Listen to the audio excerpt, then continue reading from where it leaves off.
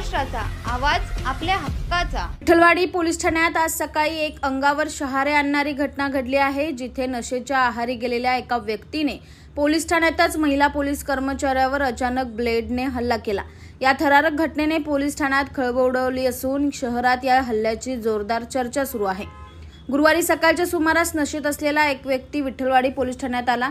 महिला पोलीस कर्मचारी त्याला शांत करण्याचा प्रयत्न करत असतानाच अचानक त्या व्यक्तीने खिशातून ब्लेड काढले आणि महिला पोलीस कर्मचारी शीतल भांबळे यांच्या दिशेने सपासप वार करायला सुरुवात केली।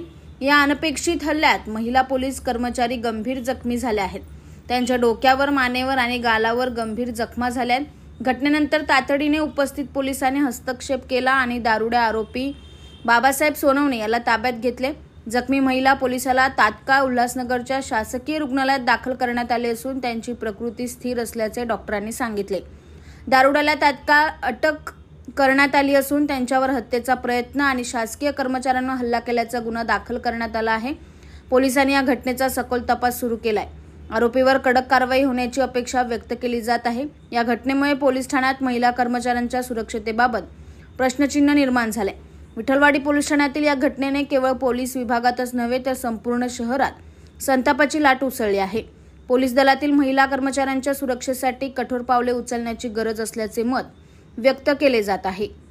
तुमच्या परिसरातील काही घडामोडी किंवा समस्या असतील तर आमच्या वृत्तवाहिनीला संपर्क करा आणि तसेच सतत अपडेट राहण्यासाठी आमच्या वृत्तवाहिनीला सबस्क्राइब करा आणि बेल आयकॉन दाबायला विसरू नका।